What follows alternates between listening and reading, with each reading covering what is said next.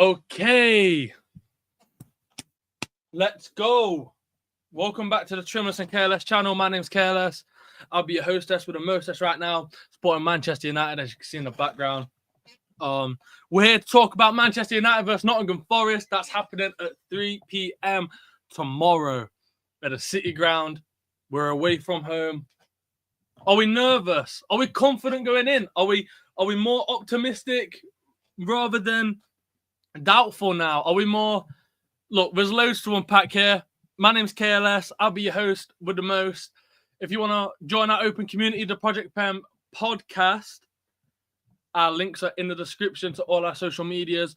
Follow us up, drop us a message, and we'll get you involved. You support a team, and your team's just beat another team, and you wanna gloat, and you wanna really join up and lay the rules down for your club. Join up and speak your truth, man. Every Tuesday at 9 p.m. What's at the banner up right now? This will be professional. Project Prem every 9 p.m. I'm here right now. This is where we're just going to chat to the people. We're going to chat to the people. We're going to react to some comments. I'm going to let you my thoughts. We're going to let you with some news. We're going to chat news. We're going to talk about Rasmus Højlund potentially staying at Napoli if Napoli was then to purchase and pull the trigger on a 44 million transfer fee for Rasmus Højlund. Is Harry Maguire out for a long time, or is he coming back next week? That's all to be discussed. Lautaro Martinez, will he be making the first 11, or is Amrin taking his time like a smart human? We're gonna uncover that right now.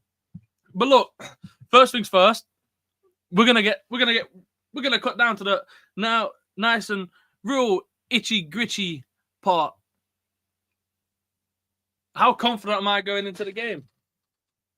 And look, the fact of the matter is, we're 3 for 3 right now.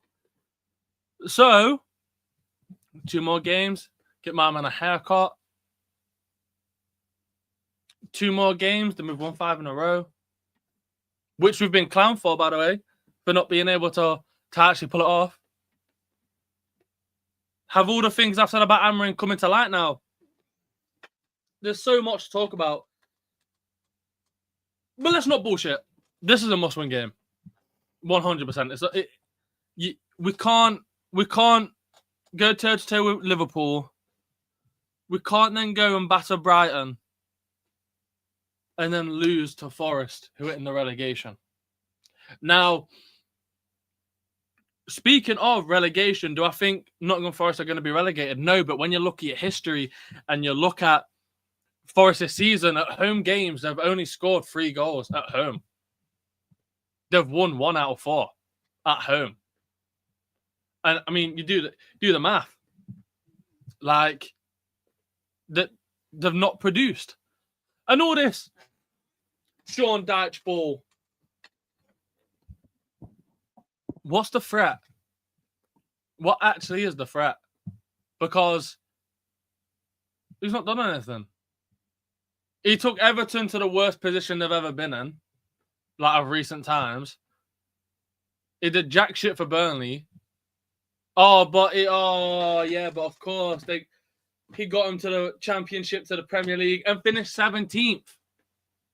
He finished in the top 10 once.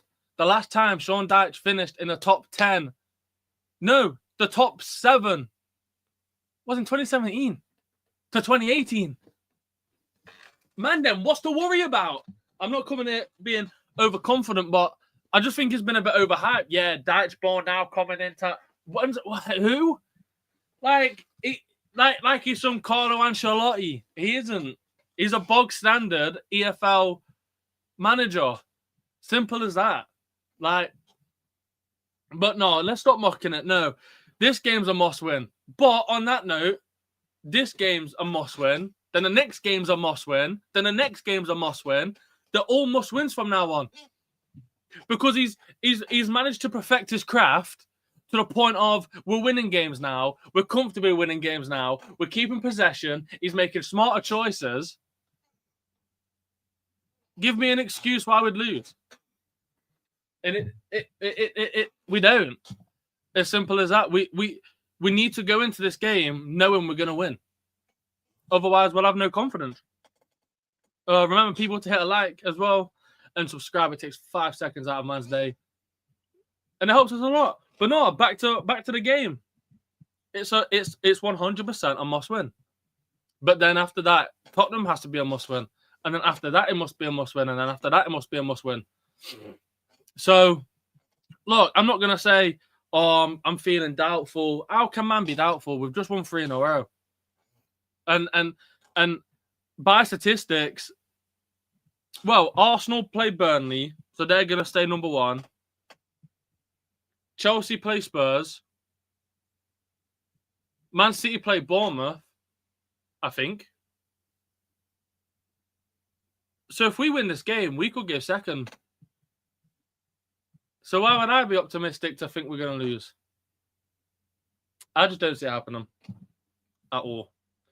Look, well, let's cut the shit, yeah. I've been on the Project Prem for nearly 3 months. Every week I get slaughtered. Bro, Amrin's not that great.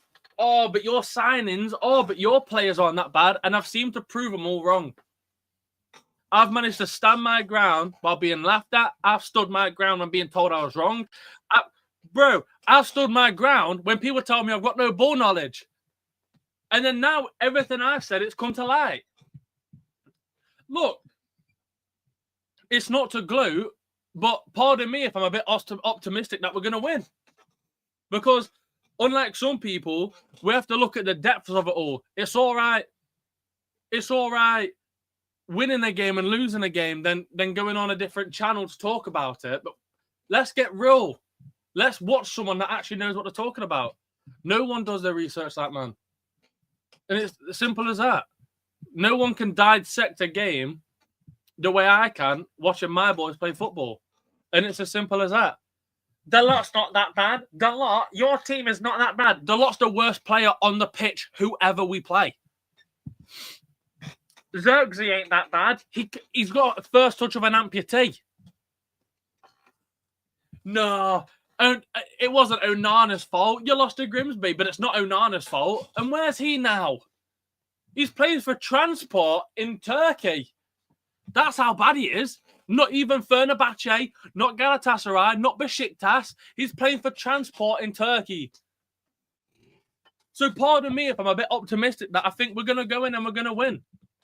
I think we're going to win comfortably. Do I think it's going to be a high-scoring game? No chance. Do I think we're going to go in and absolutely light the place up? No chance. Because that's not the football we play. But are we going to win? 100% we shouldn't lose. I'm 100% confident that we're not going to lose.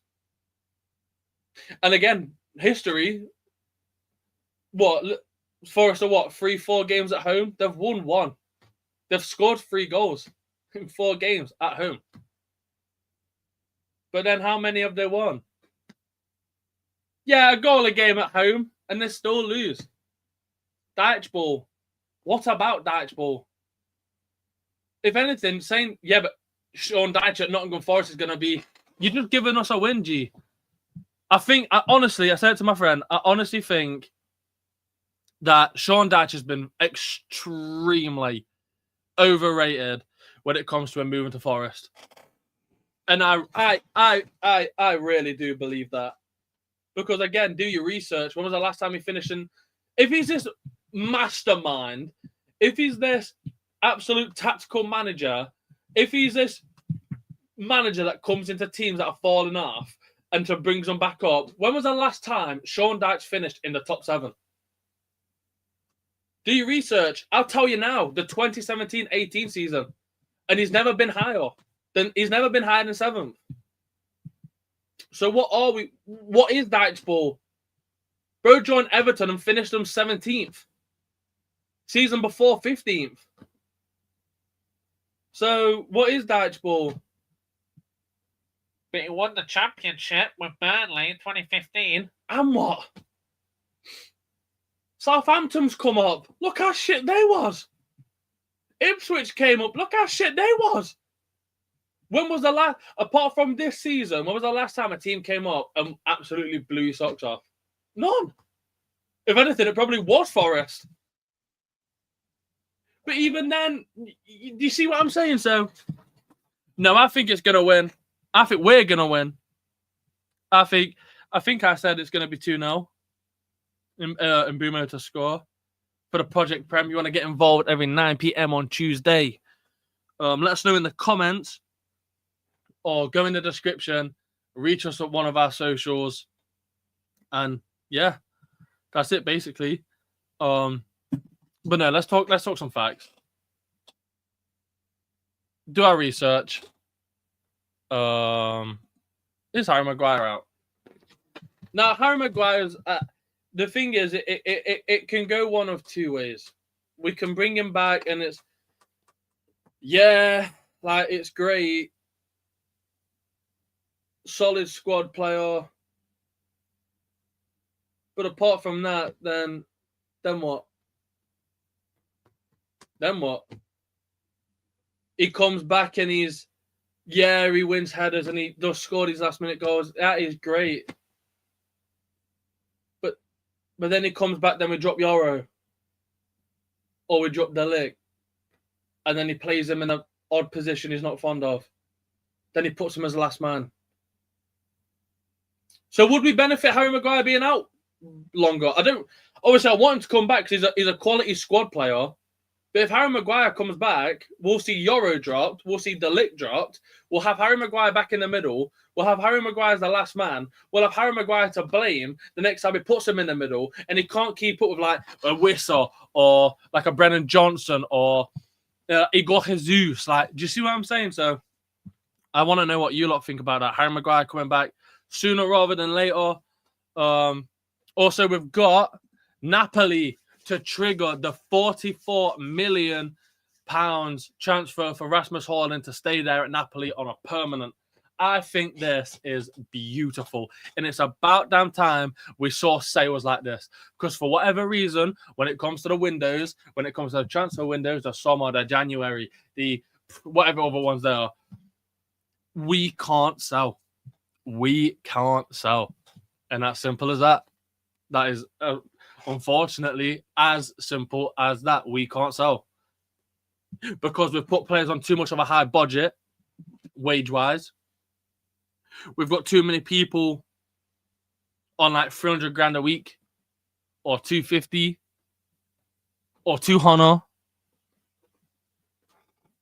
and we can't shift them. We simply can't shift them. So we have to keep loaning them out like these Jadon Sanchos. Like this Rashford. But just one thing I'd like to add into people's minds are we've still got Rashford to sell. We've still got Jadon Sancho to sell. So in a very short amount of time, maybe it's the January, maybe it's the summer next year. We're guaranteed some decent money. So like, who would you then buy? Do we wait out for a centre mid in January and get one in the summer? Because so far, in my opinion, Casemiro's not been having a bad season. Yeah, he's had certain games where he's not performed, but there's some games Haaland hasn't performed. So we can't write him off for that. I don't think the centre mid issue is as big as people make it out to be. I think it's as big as it is because Mainoo's not starting and people want to be like, oh, but why is Mainoo not starting? I think that's why. Like, realistically, our centre mid's horrific, but we've just won 3 in a row. So, how does that work? Casemiro has been decent. For his level at United, Casemiro has been pretty decent. Fernandes, yeah, but you can't not play Fernandes. Do we go for a left mid? I was saying to my friend last night, if we go for a left mid, we need a Cucurella. We need a Grimaldo. We need someone that can run up and down the flanks with ease. Dorgu's great, but it's not a good look when he's getting benched over the lot. You know? So that's the question. Do we wait for next year when we've got more money? Or do we buy in the January transfer window for that DM? But then you've sorted one problem out, but you've still got Fernandes in the middle. So Ideally, you need 2. Do you go for Wharton, who Palace would try and sell for at least 90? Anderson, Forest would try to sell them for at least 80. Angelo Stillo, we could get for about 50. Maybe 45, maybe 55. And that saves us 30 mil. And then again, Sancho to sell. If Haaland goes, that's 40 mil. If Rashford goes, that's probably another 35 mil. So let me know, what do you do? Do you spend in the January or do you wait for someone next year? I think we get them as quick as we can. Because that's the last thing we need. Wait till next year, summer, start new season.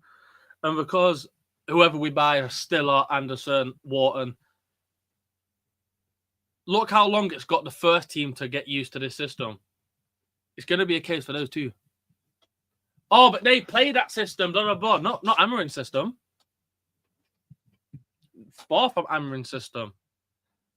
There's no way you can like for Wharton, you can't compare Crystal Palace's system to Amarin's.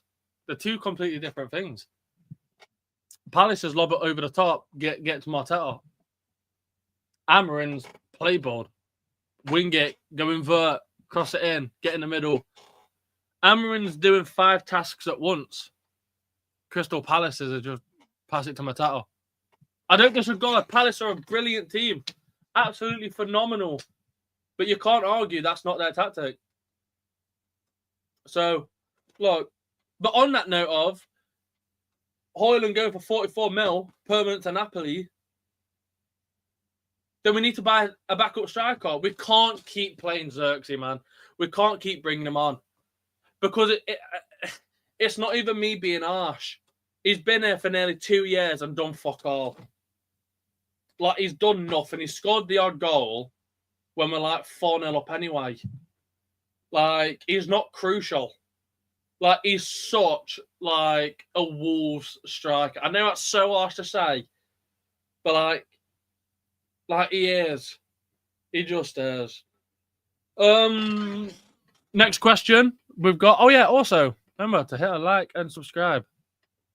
Project Prem every 9 p.m. on Tuesday. It's an open community. You want to join up? Our socials are in the description. Check them out. Message myself, KLS, or message Trimless Gooner. We'll add you in. And again, you want to rant? Come true. What is your starting 11 you put out for Forest? And in my God honest opinion, if Amarin was to watch this, I'm going to say, don't change anything. Why change something that's working so well? Don't change a single thing. Play exactly the same. Move the ball exactly the same. Just don't change anything. Keep it the exact same. Lemens, Yoro, Delict. Sure. Diallo, Casemiro, Fernandez, Dalot. Don't get twisted. I've swapped Dalot in a heartbeat. But while it's working, why? Mbumo, Cunha, Sesko. Don't change the damn system. Leave it be. Why break something that's not winning? And we're winning now. And that's what we've got to appreciate. We are winning now. So that'd be mine. I mean, if you wanted to go and alternate and play Mount, Cam, I know he's off injured right now, but I'm thinking like alternatively. Or even just for this game. I don't want to ruin the run. But we're playing so well. Just like Fernandez back in Cam. Play Mainu. Like I've said multiple times about Arsenal, about Liverpool, about United. These games are where we should be testing players. Because the way I looked at it is, we're what, 4th, 5th, 6th. We're going up against 17th. We're going up against the relegation team. So why not start Mainu? So why not start... Like, bro, there's a massive shout for Diego Leon being at left in replace of Dalot. Even Dorgu. This is one of those games where we need to start testing players. Remember, we're not coming up against Chelsea. We're not coming up against City, Arsenal, Liverpool. We're not coming up against Tottenham. We're coming up against Forest, who are in relegation. And people have to remember that. And we have to start. Reminder, I will be streaming. We'll be dual streaming tomorrow. Which, I mean, that sounds fun, right? We'll be dual streaming. Yeah, dual streaming. Yeah. Nottingham Forest with Man United kick off at 3. City Ground pre-match chat. This is right now. But obviously the game tomorrow is Nottingham Forest versus Manchester United kick off at 3. I'll be dual hosting. We'll be doing a dual watch-along. We'll be having me representing Manchester United. We'll see if we can get any of the homies pulling up like RB. We'll see if we get Fons. We'll see if we get Ron. And on the other side, we'll have Trimless, who might bring Jams, might bring Big C, might bring AR. But we're going to be watching Arsenal this side, Man United this side. And it's going to be fun because it's the first time we're going to actually do it. But that's all I've got to pretty much say, to be honest. I mean, I don't think change something that's not broken. Keep this team exactly the same. I've changed a lot and that's it. That is all. So just a reminder for the news and for the prediction. Napoli is to trigger 44 million clause on Rasmus Højlund on permanent. So that's huge. Maguire's out, but is he out? Because they're saying he's fit, but he's not playing them. Same with Lissandro Martinez, but he's not rushing Martinez back.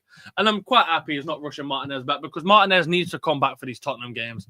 There's no point rushing him to play Forest. Not when Luke Shaw did decent last game. I know he's been a bit, but still, even on that one. And then, yeah, what is your starting 11? Because the way I'm seeing things is, why change what's not broken? Simple as that.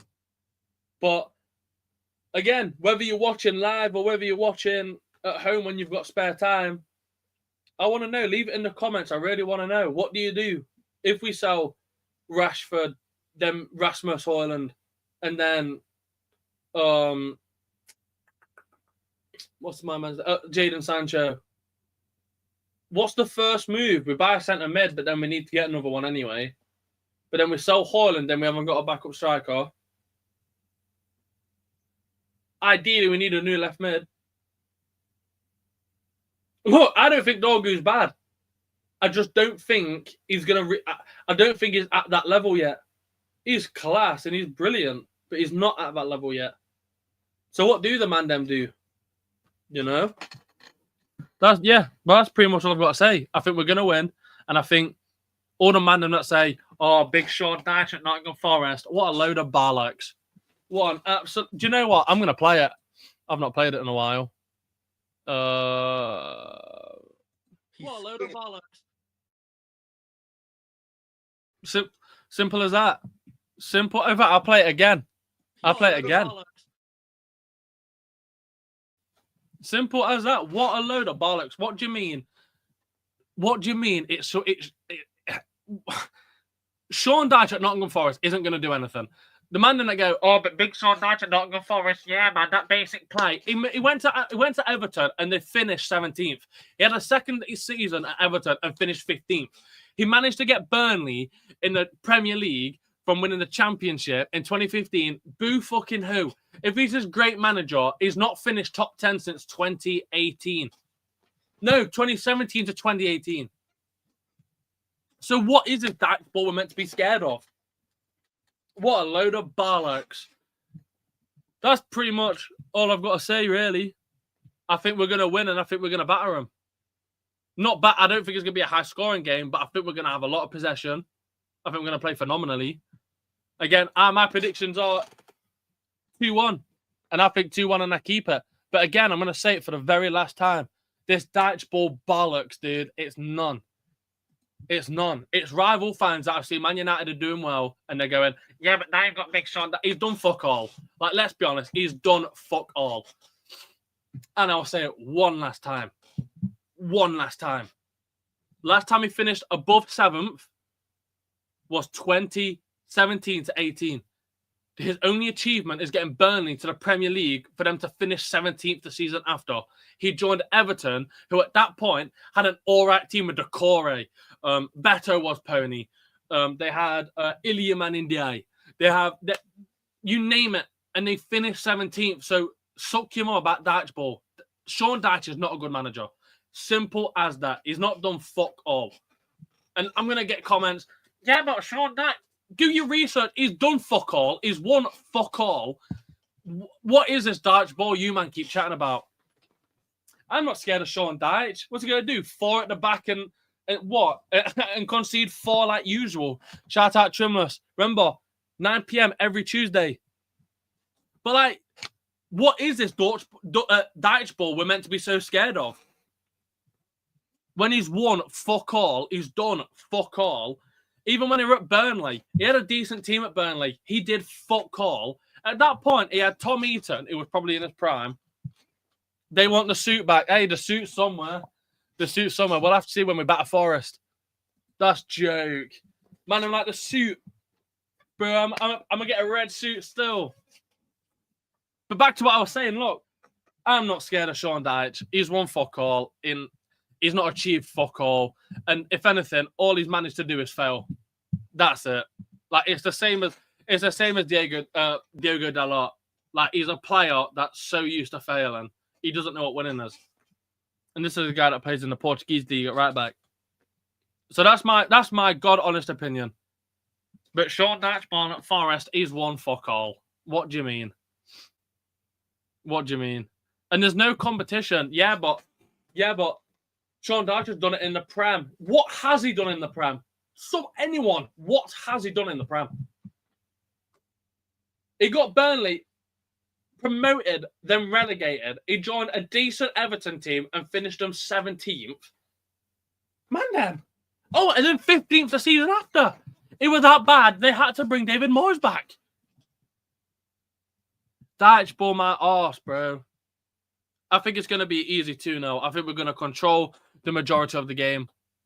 I think starting lineup should be Lemens, Yoro, De Ligt, Luke Shaw, Diego Dalot, Bruno, Casemiro, Amad Diallo, Mbeumo, Cornio, Sesko. And that's what I would pick, in my opinion. But I think we're going to call it a day there. That's really all I've got to say. We've talked about all the news. So, Dyche ball. What Dyche ball? And we're going to come and we're going to win 2-0. Mark my words. We're going to have at least 60% possession. That is a wild claim. But no, I've been your boy, KLS. And until Saturday at 3 p.m, we'll be here. We'll be dual streaming. So we'll have Trimless, and maybe he brings Jams, Big C, AR, and them man reacted to Arsenal. I'm going to be at the bottom, reacted to United. So literally, it's going to be just bedlam. There's going to be, everything's on. You know what I mean? So, yeah, man, be there or be square. Remember to bring a brew or booze. Otherwise, you're not doing it properly. Project Prem every 9 p.m. You want to get involved, in the description. Reach us out, message us, and we'll get back to you and we'll put you in a WhatsApp. And then, yeah, chat about football. But until then, my people, I've been your boy, KLS, representing Manchester United, sticking by Ruben Amorim after being told I was wrong. And now everything's come to life. I'll see you